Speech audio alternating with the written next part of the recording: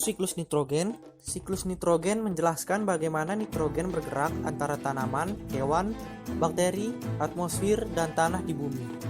Nitrogen merupakan elemen penting untuk semua kehidupan di bumi. Nitrogen digunakan oleh bentuk-bentuk kehidupan yang berbeda di bumi, sehingga nitrogen harus diubah menjadi bagian-bagian yang berbeda. Nitrogen di atmosfer atau udara adalah N2.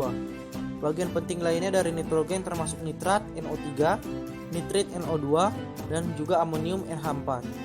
Gambar yang kalian lihat sekarang menunjukkan aliran siklus nitrogen. Bagian yang paling penting dari siklus adalah bakteri.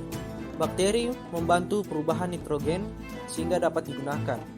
Ketika nitrogen diserap oleh tanah, bakteri yang berbeda membantu untuk mengubah nitrogen sehingga dapat diserap oleh tanaman. Hewan kemudian mendapatkan nitrogen dari tanaman. Lalu, apa saja proses-proses dalam siklus nitrogen? Yang pertama adalah fiksasi. Fiksasi adalah langkah pertama dalam proses pembuatan nitrogen yang digunakan oleh tanaman.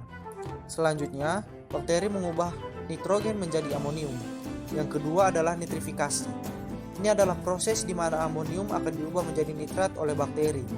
Nitrat adalah unsur yang bisa diserap oleh tanaman. Yang ketiga, asimilasi. Ini adalah bagaimana tanaman mendapatkan nitrogen.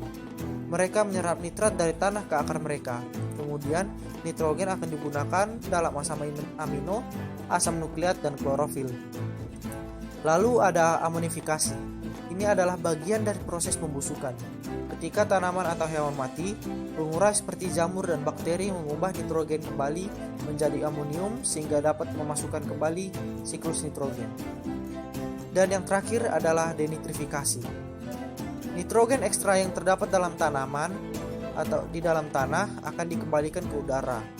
Ada bakteri khusus yang melakukan tugas ini juga.